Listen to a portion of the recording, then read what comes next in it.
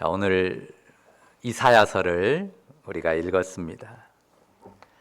이사야는 사람 이름이거든요. 이사야. 이스라엘에도 이씨 성씨를 가진 사람이 있나 이렇게 생각할 건 아니고요. 원래 그 히브리 발음으로는 예샤야 이런 식의 발음이 가까운데 번역하는 과정에서 이사야가 된 것입니다. 그 이름의 뜻이요, 여호와는 구원이시다라는 뜻이에요. 그러니까 예수님, 그 예수라고 하는 이름과도 뜻이 거의 같습니다. 예수라고 하는 그 이름이 여호와가 구원이시라는 뜻이거든요. 자, 이사야가 활동한 시기는요, BC 약 740년에서 680년 정도 됩니다. 그러니까 굉장히 긴 기간을 활동을 했어요. BC 740년에서 680년이면 몇 년인가요? 60년가량 굉장히 긴 기간 사역한 선지자입니다. 그러니까 지금부터 거슬러 올라가면 BC니까요. AD 2023년을 더하면 2700년 전에 활동했던 그런 엄청나게 오래전의 인물입니다. 그러니까 740년에서 680년 BC라고 했으니까요. 이제 고대 그리스의 그 첫 올림픽이 BC 776년에 열렸었어요.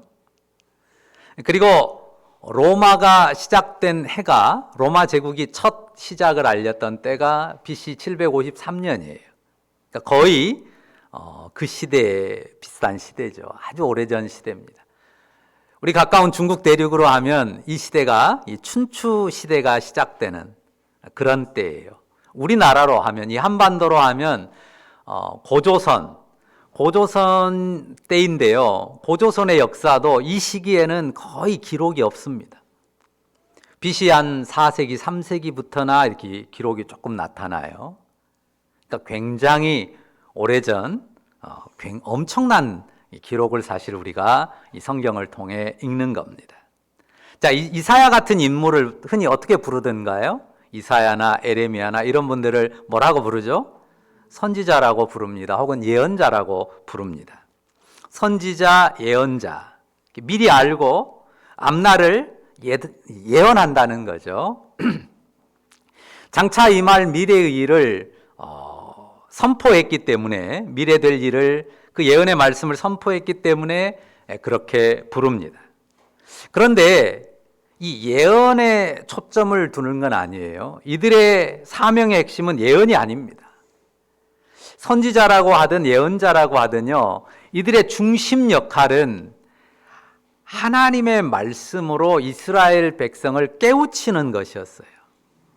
하나님의 말씀으로 이스라엘을 깨우치는 것이 그들의 핵심 사역이에요. 그런데 사람들은 이들이 단순히 어떤 미래를 내다보고 미래를 알아맞추는 그런 예언의 능력을 가진 사람들 정도로 생각하기 쉽습니다.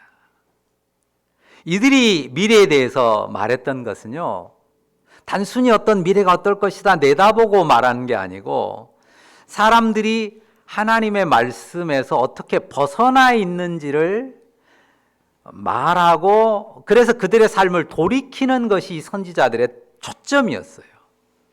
그런데 너희가 듣지 않으면, 돌이키지 않으면 하나님이 장래에 이런 재앙을 너희 앞에 놓을 거다라고, 그래서 이러이런 일이 일어날 거다라고 미래의 일을 말한 거죠. 그런 점에서 미래의 일을 말하는 데 초점이 있는 게 아니고, 하나님의 말씀을 가르쳐서 그 말씀으로 그들의 행실을 돌이켜 바른 모습으로 세우는 데 초점이 있다고 말하는 것입니다. 율법을 떠나 악을 행하는 백성에게 장차 어떤 재앙이 임할 것이다, 어떤 심판이 임할 것이다 라고 하는 것을 말하는 거예요. 그러니까 우리가 아주 쉽게 이야기하면, 망나니 자식이 있다고 해봐요. 그러면 부모가 뻔히 내다 보이잖아요. 너 이렇게 살면 어떻게 될 거야, 어떻게 망할 거야, 알거지 신서가 되고, 신용불량자 되고, 감옥 가게 될 거야, 이런 말 할 수 있잖아요. 그래, 그렇게 안 되려면 너 이렇게 살아야 돼, 이렇게 해야 돼 라고 말하죠. 이게 차원은 다르죠. 이건 이제 유치한 비유인데, 하나님께서 마치 이스라엘의 잘못, 또 그들이 어긋난 길로, 율법에서 벗어나 불의의 길로, 죄의 길로 가는 것에 대해서 선지자들을 보내가지고 너희가 그 악에서, 그 죄에서 돌이켜 내가 너에게 지시한 올바른 길로 가라, 그걸 촉구하는 겁니다. 그게 선지자들의 역할이고, 그런데 너희가 듣지 않으면 내가 이런 재앙을 너희 앞에 놓을 수밖에 없다고 말하는 거죠. 그래서 이 이사야 다음에 있는 에레미야나 이런 선지자들 앞에도 뭐 엘리야라든지 이런 여러 선지자들이 있어 왔고, 또 여러 선지자들이 활동을 했습니다. 그런데도 이스라엘이 끊임없이 거역했고 듣지 않았습니다. 하나님이 심판의 경고를 거듭 주는데도 아주 고집스럽게 목을 곧게 하고 듣지를 않았습니다. 그러면 어떻게 하시겠어요? 하나님께서 경고했던 재앙을, 심판을 그들에게 쏟아부을 수밖에 없는 것입니다. 그러니까 지금 이사야 선지자 시대는요, BC 740년에서 680년 어간이라고 했는데, 이미 하나님께서 경고했던 심판이 시행되고 있기도 했고, 또 계속해서 어떤 심판이 이어질 거라고 하는 것을 이사야가 이 유다 백성들 향해서 계속 경고하는 것입니다. 이스라엘이요, 마치 우리 남북이 나눠져 있는 것처럼 이스라엘 나라가 둘로 나뉘어져 있었어요. 통상 북쪽을 이스라엘이라고 부르고 남쪽을 유다라고 불렀어요. 북이스라엘, 남유다로 나뉘어 있었고 서로 싸우고 있었습니다. 자, 이사야가 사역하던 이 초기 때, 물론 완전히 초기는 아니지만 이 초기에 이 북이스라엘이 멸망합니다. 물론 본문의 상황은 아직 멸망하기 전이에요. 그 다음에 이사야 선지자의 그 나머지 그 사역 기간 한참 후에 이제 남쪽 유다가 멸망하게 돼요. 그 멸망을 또한 경고하거든요. 그래, 아까 말씀드린 것처럼 거의 60여 년 기간 동안 이사야가 사역하면서 어떤 상황에서 어떤 말씀을 전했는지, 또 그 결과가 어떠했고 어떤 상황이 이어졌는지 그 긴 내용이 전부 여기 이사야에 기록이 돼 있어요. 물론 전부는 아니겠죠. 그래서 이사야서가 굉장히 깁니다. 장수가 전부 몇 장인가요? 몇 장이에요? 66장입니다. 이 이사야서는요, 참 희한하게도 장이 66장이에요. 성경이 66권이거든요.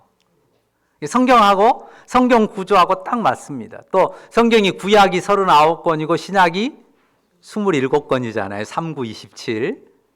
그런데 희한하게도 딱 이사야서 66장의 구조가요, 39장까지는 심판의 메시지가, 물론 심판만 있는 건 아니지만 주요 메시지라면, 이제 40장부터 나머지 27장은 미래에 대한 소망이 주로 많이 이야기되는 그런 구조로 되어 있습니다. 자, 이사야가 받은 계시의 말씀과 연관된 사실들이 이사야서 전체에 상세히 기록이 돼 있는데, 자, 여기에 혹시 백두산이나 한라산 뭐 이 한반도의 운명에 대한 이야기가 어느 부분에 기록돼 있을까요? 없습니다. 우리 민족이나 이 땅에 대한 운명은 뭐 상세하게 적시된 내용은 하나도 없습니다. 하나님은 이사야를 이스라엘이라고 하는, 특히 남유다라고 하는 영역에서 활동하도록 보내셨거든요. 어찌 보면 우리하고는 별로 상관이 없는 어떤 역사적인 정황, 또 지리적인 환경 속에서 쓰인, 또 주어졌던 말씀이고 쓰인 성경인 것이죠.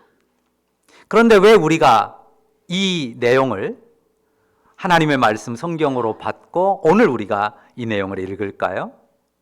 분명히 이 책이, 그리고 이사야 선지자가 이스라엘에 관한 심판, 그리고 이스라엘의 구원과 그 미래에 대한 내용을 쓰고 있지만요, 여기에는 단지 이스라엘 민족에게만 국한되지 않는 온 인류를 향한 하나님의 심판과 하나님의 구원을 거기에 담아서 말해주고 있고 노래하고 있기 때문이에요. 아까 우리가 교동문 읽은 내용도 이사야서의 일부인데요. 거기 보면 어떤 종말의 구원, 종말에 완전히 새롭게 된 세상에 대한 그림들을 선포해주고 있단 말이죠. 그거는 유대 땅에, 이스라엘 땅에 국한되는 이야기가 아닙니다. 이제 오늘 본문을 보시죠. 5절 보시면 여호와 하나님께서 이사야에게 말씀하십니다. 자, 유다 백성이 어떻게 된다고 하시나요? 자, 천천히 흐르는 실로아 물을 버리고 르신과 르말리아의 아들을 기뻐한다고 꾸짖거든요. 자, 이 말을 읽으면 여러분이 무슨 말인지 좀 고개가 갸우뚱해지죠. 이런 구절들은 읽어도 도통 무슨 말인지 모릅니다. 르신은 누구고 르말리아의 아들은 누굴까요? 자, 앞장으로 한 장만 넘어가 보시겠어요? 7장. 앞장으로 한 장만 넘어가면 7장 1절에 이 르신이 나오고 르말리아의 아들이 나와요. 자, 거기 보면 유다의 아하스 왕 때에 지금 유다의 아하스 왕 때에 이사야가 지금 이 시점에 놓여 있는 겁니다. 아람의 르신 왕과. 그러니까 르신은 누구예요? 아람의 왕이에요. 아람은 지금도 우리가 듣는 이름으로는 시리아입니다. 이스라엘 땅 북쪽에 있는 시리아.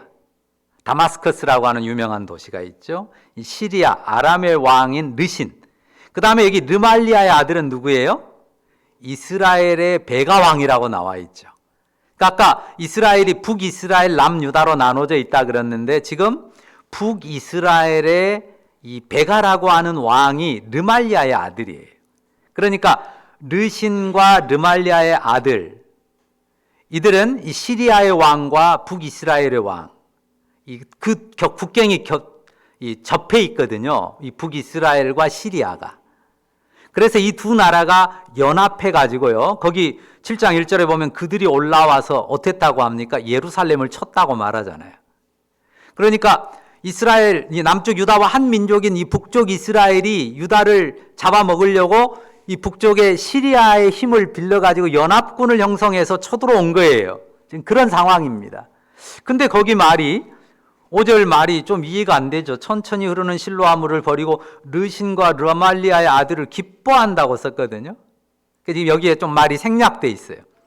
르신과 르말리아의 아들 베가가 연합군을 형성해 갖고 쳐들어왔는데 어떻게 기뻐하겠어요? 굉장히 두려워했고 그들을 증오하죠. 근데 기뻐했다는 말은요. 거기 7장 1절 다시 보세요. 그들이 올라와서 예루살렘을 쳤으나 어떻게 됐어요?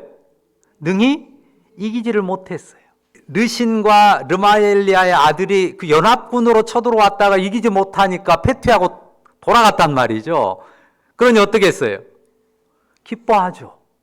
와, 우리가 이 시리아와 북이스라엘 연합군을 우리가 물리쳤다. 이 기쁨을 말하는 거예요. 사실은 그 이제 7장 내용을 읽지 않았지만 7장 내용에 보면 하나님께서 이사야 선지자에게 말씀한단 말이에요. 두려워 말라. 이 시리아 아람과 이 북이스라엘의 연합 군대는 이 타담한 부직갱이에 불과하다. 겁내지 마라. 그러니까 하나님께서 그들에 의해서 유다, 예루살렘이 함락되지 않을 것을 이미 이사야 선지자에게 말씀해 주셨고 그들은 예루살렘을 해치지 못하고 돌아간 것입니다. 다시 8장으로 와 보십시오. 자, 이렇게 이제 돌아간 르신과 르말리아의 아들을 이 유다 백성들이 기뻐했는데요. 당연하죠. 큰 두려움을 주었던 대적이, 그것도 연합군이 패퇴하고 도망갔으니, 돌아갔으니 기뻐하는 것은 당연하죠. 그 기쁨을 꾸짖는 게 아닙니다. 하나님께서 유다 백성의 그 기쁨을 꾸짖는 이유가 거기에 나와요. 뭘 버렸다고 합니까? 이 백성이 천천히 흐르는 실로아 물을 버렸기 때문입니다. 실로아 물. 여러분이 아는 비슷한 이름 있죠? 그렇죠. 어두운 밤에 할 때 어디예요? 실로암. 실로암이 맞습니다. 자, 실로암이라고 하는 셈이요. 이 이스라엘 그 예루살렘, 유다의 예루살렘 성전 이 위쪽에 있어요. 그런데 그 셈이 실로암이라고 하는 셈이 이 실로아 시내가 저 성 밖에 기흔이라고 하는 그 물이 아주 솟구치는 샘인데 그 샘이 흐르고 흘러서 좋은 시냇물을 따라서 이 실로암 샘에 모였거든요. 그러면 이제 그 물을 가지고 뭐 성전에 필요할 때 쓰기도 하고 했습니다. 그러니까 예루살렘을 싸고 흐르는 그리고 실로암에 모이는 그 실로아의 작은 물줄기, 이것이 뜻하는 것은 뭘까요? 예루살렘을 싸고 흐르는 작지만 귀한 실로아의 물은 누구를 상징할까요? 유다 백성의 생명의 원천이 되시는 하나님, 그들의 보호자가 되시는 하나님을 말합니다. 그런데 어쨌다고요? 실로아의 물을 버렸다고요. 이 실로아의 물에 대해서는 천천히 흐르는 물이라고 표현을 했습니다. 그들이 하나님을 버렸고 조금도 염두에 두지 않았습니다. 그저 우리가 대적을 물리쳐서 이겼다라고 하는, 그 대적에게서 벗어났다고 하는 기쁨에만 취했습니다. 마치 자신들의 힘으로, 모략으로 승리한 것처럼 말입니다. 거기에 대해서 하나님께서 너희가 천천히 흐르는 실로아의 물을 버렸다라고, 천천히 흐르지만 작게 흐르지만 그들 가운데 생명이 되시고 보호자가 되시는 하나님을 버렸다고 책망하는 거죠. 2023년을 이제 마무리해 가고 있잖아요. 여러분 모두가 이 한 해를 잘 살아내셨고요, 훌륭하게 행했습니다. 수많은 일들이 있었지만 다 이겨내고 여기까지 왔으니까 참 잘했습니다. 그런데 그 시간들을 내가 이기고 극복해낸 것에만 취해 있다면요, 그리고 거기에만 머물러 있다면 우리는 소중한 실로아의 물을 버린 유다와도 같습니다. 작고 천천히 흐르는 것 같지만 그치지 않는 하나님의 은혜의 손길을 잊어서는 안 됩니다. 작고 천천히 흘러서 느껴지지 않는 것 같지만, 잘 느끼지 못하지만 우리의 삶에 끊임없이 생명을 공급하고 인도하시는 하나님을 잊어서는 안 됩니다. 실로아의 물, 생명과 은혜를 주신 하나님을 인정하면서 그분에게 경배드리고 그분께 감사를 드려야 할 것입니다. 그런데 유다 백성이 승리의 도취에 있었고, 우리가 저것들 연합해서 왔지만 우리가 이겼어라는 자만심에 도취에 있었습니다. 천천히 흐르는 실로아의 물을 버려버린 그들을 하나님이 어떻게 하십니까? 7절과 8절을 보십시오. 그러므로 주 내가 흉용하고 창일한 큰 하수 곧 아수르 왕과 그의 모든 위력으로 그들을 뒤덮을 것이라. 그 모든 골짜기에 차고 모든 언덕에 넘쳐 흘러 유다에 들어와서 가득하여 목에까지 미치리라. 사실요, 이 유다 백성이 실로아의 그 천천히 흐르는 물을 버린, 그냥 괴념치 않은 이유가 있습니다. 뭐냐면요, 여기 흉용하고 창이란 큰 하수가 나오잖아요. 흉용하고 창이란 큰 하수가 눈에 들어왔고 그 힘을 사모했기 때문입니다. 자, 아까 남쪽 유다 위에 북이스라엘과 북이스라엘 위에 시리아가 연합해서 남유다를 쳤다 그랬잖아요. 그런데 이 북이스라엘과 시리아 그 위에서 쭉 올라가면요, 거기에 아시리아가 있어요. 아시리아는 이 메소포타미아 평원 아래쪽 그 유프라테스 강을 끼고 엄청난 제국으로 성장한 국가예요. 그러니까 생각해 보세요. 적의 적은 아군이잖아요. 그러니까 남유다가 이 북이스라엘과 시리아 연합군을 저항하기 위해서 가장 필요한 힘은 이 아시리아가 이 사람들을, 이 위의 힘을 위협하는 거예요. 근데 아시리아는 어떤 강을 가지고 있다고요? 세계에서 가장 유명한 강 중에 하나인 그 어마어마한 유프라테스 강이라고 하는 그 여기 말하는 흉용하고 창이란 큰 하수를 가지고 있는, 강만 그렇게 큰 게 아니라 그 강을 끼고 메소포타미아의 문명, 거기에 속한 엄청난 그 국력을 당시에 자랑하는 그런 나라란 말이에요. 이 유다 예루살렘에 흐르는 그 실로아 물, 작은 것에 비하면 그 유프라테스 그 어마어마한 강과 그 강을 주변으로 한 그 문명과 힘은 참으로 엄청났고 유다가 흠모하기에 충분한 그런 힘이었습니다. 그러니까 실로아의 물을 짜시라하게 여기고 소홀히 할 수 있었던 이유가 그 아시리아의 힘을 의지하려고 하는 그런 마음이 있었다고 하는 것입니다. 그 힘을 의지하고 소망하는 그런 간절함이 있었습니다. 실제로 우리가 현실 사회에서 보는 거잖아요. 나라들 사이에는 그 힘의 역학관계가 있습니다. 나라들끼리만 그런 게 아니죠. 무슨 정파 사이에도 그렇고, 서울에 보면 영화도 나왔습니다만은 12.12 사태 때도 이 별들끼리도 그 힘의 역학관계를 따라서 확 움직이잖아요. 나라들 사이에서건 어떤 세력들 사이에서건 그 힘의 역학관계가 존재하고 거기에 촉각을 곤두세우고 그 질서에 의탁하는, 그 질서에 잘 편승하는 것이 지혜롭게 보입니다. 그래서 유다는 아시리아의 그 크고 흉용한 그 하수를 의지했다고 하는 것입니다. 그런데 하나님께서 그렇게 하는 유다에게 어떻게 하셨다고 씁니까? 흉용하고 창이란 큰 하수의 위력이요, 어떻게 돼요? 그 하수의 위력이 이제 넘치는 거예요. 넘쳐가지고 모든 골짜기에 차고 모든 언덕에 넘쳐 흐르는데 어디까지 와요? 거기 보세요. 아람과 북이스라엘을 지나서 어디까지 옵니까? 유다에 들어와서 가득하여 어디까지 미쳐요? 목에까지 미치게 하십니다.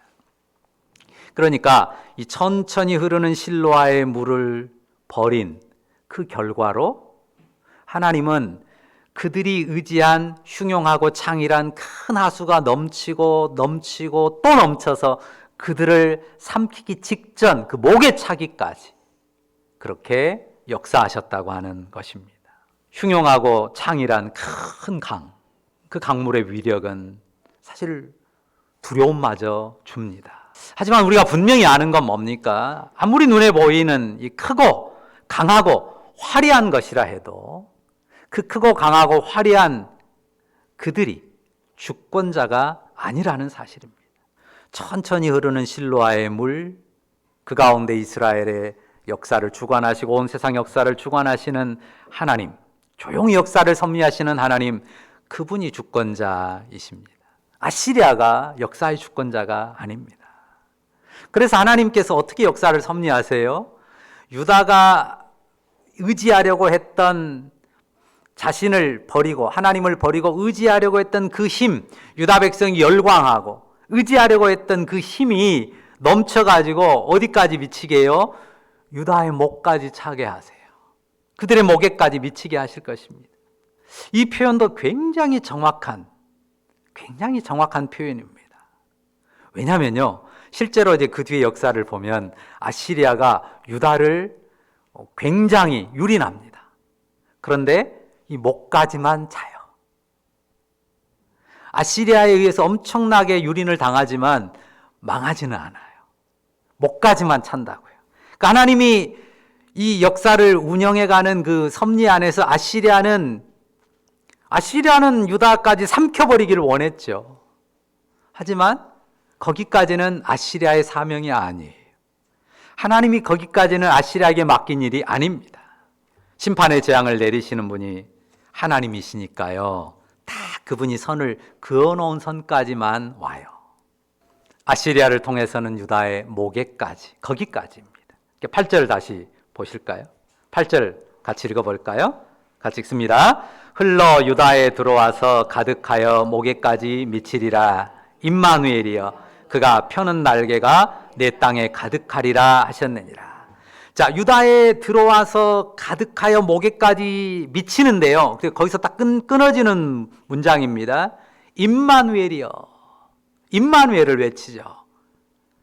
그가 펴는 날개가 네 땅에 가득할 것이다. 임마누엘, 그가 펴는 날개가 이 땅을 덮어요. 그러니까 그 창이란 홍수가 더 이상 유다를 삼키지 못한다는 것입니다. 여기에 임마누엘이 나오네요. 임마누엘. 우리가 성탄 때 많이 듣는 단어 중에 하나지 않습니까? 임마누엘. 임마누엘은 이름이에요. 이름의 뜻이 뭘까요? 하나님이 우리와 함께 계신다라는 뜻이에요. 임마누엘. 하나님이 우리와 함께 계신다. 김정익, 임마누엘이 무슨 뜻이에요? 하나님이 우리와 함께 계신다. 예준이 무슨 뜻이에요? 임마누엘이 하나님이 우리와 함께 계신다. 이 말이요, 이 임마누엘이요, 성경에 3번 나옵니다. 몇 번 나온다고요? 3번 나와요. 자, 방금 여기서 한 번 나왔고, 또 한 번은 어디에 나오죠? 신약성경 마태복음에 나오죠. 이 이사야의 말씀을 인용하면서 나와요. 그리고 또 어디 나올까요? 여기 8장에 나왔고 바로 그 앞에 7장에 나옵니다. 7장 14절 한번 보시겠어요? 7장 14절. 자, 그러므로 주께서 친히 징조를 너에게 주실 것이라. 보라, 처녀가 잉태하여 아들을 낳을 것이요 그의 이름을 임마누엘이라 하리라. 임마누엘은 아주 특별한 아들의 이름이에요. 하나님께서 주시는 징조로서 누가요? 처녀가 잉태하여 낳을 아들의 이름입니다. 지금 유다의 운명에 대해서 이야기하고 있는데요. 아시리아 용수가 유다의 목까지는 차지만 아시리아는 유다를 통째로 삼키고 싶어 하지만 유다가 아시리아에게 삼켜지지 않는 이유가 뭐라고요? 주권이 그 아시리아에게 있는 게 아니기 때문입니다. 주권은 하나님께 있는데요. 하나님께서 임마누엘의 날개로 유다를 덮을 것이기 때문입니다. 임마누엘이 곧 이스라엘과 함께 하시는 하나님이 유다가 처할 풍전등화의 운명에서 그들을 건질 것입니다. 하지만 그게 끝이 아니죠. 이 임마누엘의 예언이 언제 온전히 완성됩니까? 진짜 인류에 2번 다시 없을 처녀가 잉태하여 낳은, 처녀가 성령으로 잉태하여 낳은 하나님의 아들, 그가 세상에 오심으로 이 예언이 성취가 되는 것입니다. 하나님이 우리와 함께 계신다는 이 임마누엘의 약속은 하나님의 아들 예수 그리스도께서 성령으로 잉태되어 마리아의 태를 통해 이 세상에 오심으로 이사야 선지자가 사역하던 그로부터 700년 후에 성취가 되었습니다. 이 예언이 구원의 주권자이신 하나님께서 이사야를 통해서 당시 유다 백성에게 주신 예언이었으면서도 또한 그 예언은 죄와 사망 가운데 있는 온 인류를 구원하시겠다는 하나님의 약속의 말씀이기도 합니다. 하나님께서 임마누엘의 날개로 자기 백성을 덮으세요. 그러면 어떻게 될까요? 그 흉용하고 창이란 하수가 탁 삼켜버리고 덮을 것 같아도요, 그렇게 되지 않습니다. 9절과 10절을 보십시오. 그 창이란 홍수가 여기 이제 어떤 식으로 표현됩니까? 9절과 10절에 보면 나라와 민족들이 막 함성을 지르면서 달려든단 말입니다.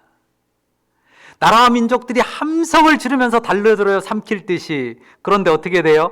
여기 9절 10절에 9절에 보면 3번이나 똑같은 말이 반복돼요. 어떻게 됩니까? 끝내 패망하리라. 그 강한 군대와 그 많은 병사들이 이 작은 백성들을 삼켜버릴 것만 같아요. 그런데 하나님이 딱 허락하시는 선까지고 그 후에 그들은 끝내 패망합니다. 끝내 패망하리라 하는 말이 3번이나 반복됩니다. 자, 10절에도 비슷한 이 끝내라는 말이 10절에도 2번이나 반복되는데요. 그들의 계획하는 바가 어떻게 돼요? 끝내 이루지 못하고 끝내 시행되지 못하리라. 왜죠? 10절 끝에 말씀을 다시 보세요. 이는 하나님이 우리와 함께 계심이니라. 임마누엘의 날개가 덮어주시기 때문에 그렇습니다. 사람이 어떻게 임마누엘을 꺾겠습니까? 사람이 하나님이 우리와 함께 계심을 알고 믿고 그 실제 안에 있는 그런 사람들을 어찌 꺾냐고요? 꺾지 못합니다. 아무리 강한 민족과 나라들이라도 우리와 함께 하시는 하나님을 이길 수 없습니다. 사실 우리가 현실 앞에서는 근데 굉장히 무력할 때가 많잖아요. 힘이 엄청나고 또 그 가진 물리력이나 재력, 그 엄청난 힘들 앞에서는요, 굉장히 우리가 초라하고 무력하고 그런 무력감과 초라함을 느낄 때가 한두 번이 아니에요. 우리가 믿음이 있지만 당장 눈앞에 보이는 그 물질의 힘 앞에, 물력 앞에, 그 재력 앞에 우리는 정말 초라해질 때가 많습니다.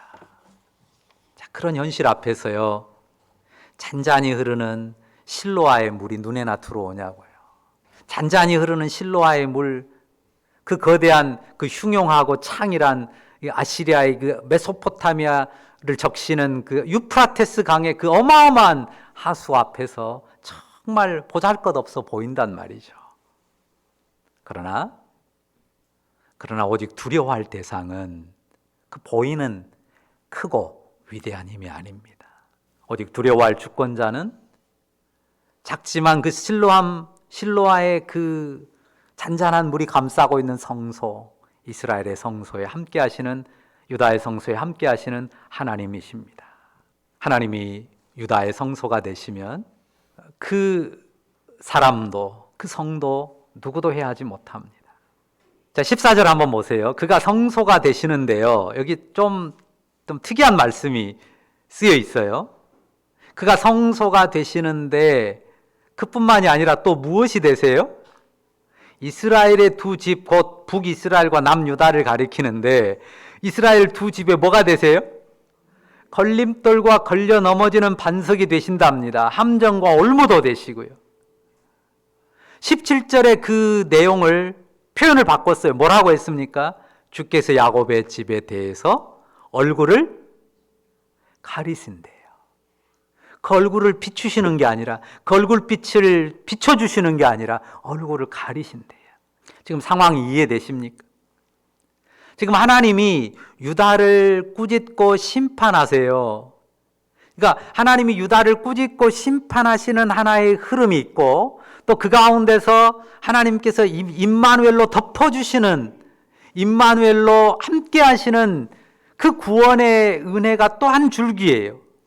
그러니까 이사야서나 다른 모든 선지자서들이 동일한 내용인데요, 하나님의 꾸짖음과 심판이 한 줄기가 흘러요. 그런데 또 동일하게 그와 함께 하나님의 구원과 회복의 약속이, 임마누엘의 약속이 또 흐른단 말이에요.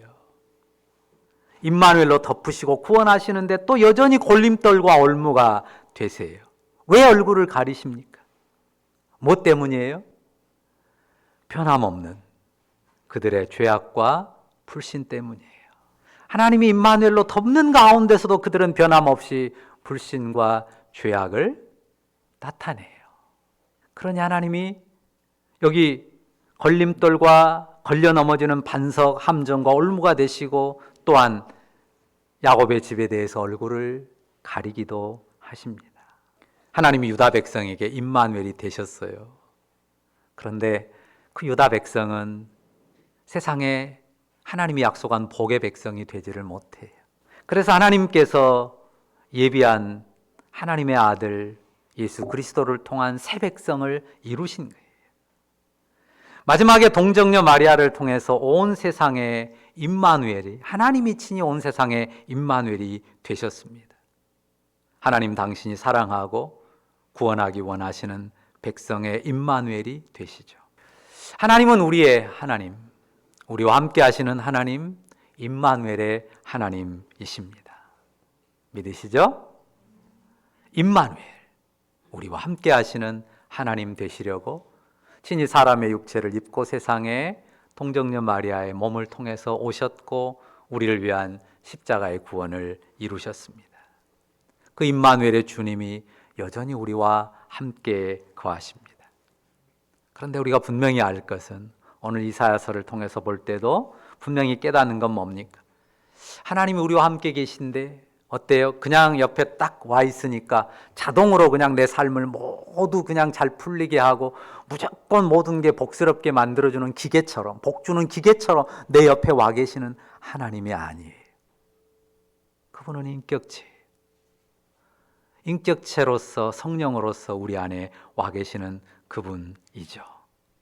우리의 죄악과 어둠이 깊으면 얼굴을 가리우시는 하나님이세요. 임마누엘의 하나님, 언제 어디서든 우리와 함께 하시는 하나님이지만 우리의 죄악과 어둠이 깊어지면 얼굴을 돌리시고 얼굴을 가리시는 하나님이십니다. 왜냐하면 하나님이 사랑의 하나님이고 구원의 하나님이지만 언제든지 변함없이 하나님은 또한 심판의 하나님이고 공의의 하나님, 죄악을 심판하는 하나님이시기 때문에 그렇습니다. 그런 점에서 여기 17절은 굉장히 의미 있는 이사야의 고백이에요.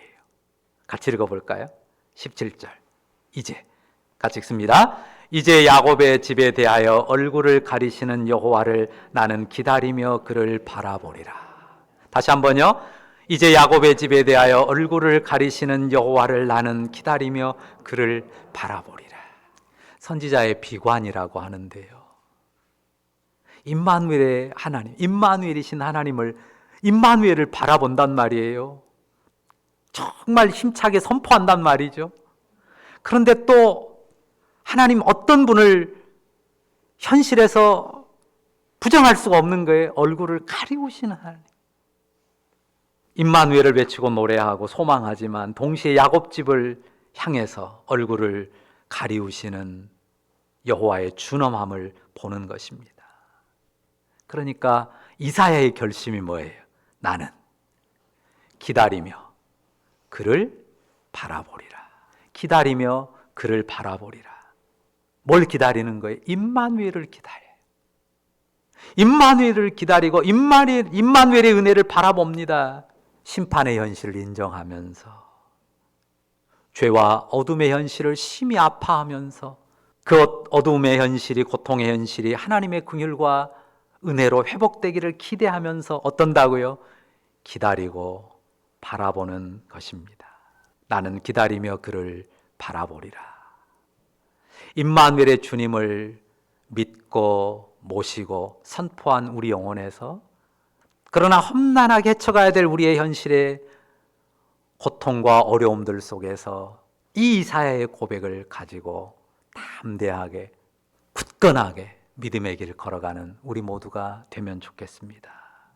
나는 기다리며 그를 바라보리라. 이 믿음의 결단과 고백으로 주님 앞에 서는, 또 성탄의 절기에 임마누엘의 은혜 안에서 주님을 더욱 힘있게 붙드는 우리 모두가 다 되시기를 주의 이름으로 축원합니다.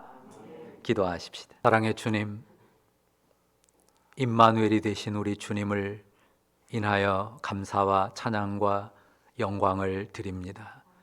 주님이 이 험악한 세상에, 망가진 세상에 임마누엘로 오셨고 하나님의 심판과 재난을 피할 수 없는 우리 인생에 회복하시고 함께 하시는 은혜를 주셨으니 감사합니다. 임마누엘이신 그 주님을 기뻐하고 그 임마누엘의 약속과 은혜를 소망하면서 나는 기다리며 바라보리라. 이 결단과 고백을 가지고 험난한 세상을 꿋꿋하게 믿음으로 순례하는 우리이기를 원합니다. 주님, 우리의 길을 임마누엘의 주님이 붙드시고 이끄시며 온전케 하실 것을 믿고 기대합니다. 아버지, 흉용하고 창일한 큰 하수 앞에 두려움과 나약함으로 서지 않게 하시고 잔잔히 흐르는 생명의 물, 그 실로아의 시내를 우리 영혼에 확인하고 늘 새롭게 하면서 우리 주님 주권 가운데 담대하게 살아가는 주의 백성들 되게 하여 주옵소서. 2023년을 살면서도 많은 어려움과 아픔들이 있었고 고난도 있었습니다. 그 가운데 임마누엘이 베푸신 은혜를 기억하면서 그 주님 더욱 의지하고 나가는 그 가운데 한 해를 감사로 마무리하고 새해를 준비하는, 그와 함께 성탄의 은혜, 임마누엘의 은혜가 충만한 이 시간들이 다 되게 하여 주옵소서. 주를 의지합니다. 감사드립니다. 예수님의 이름으로 기도합니다. 아멘.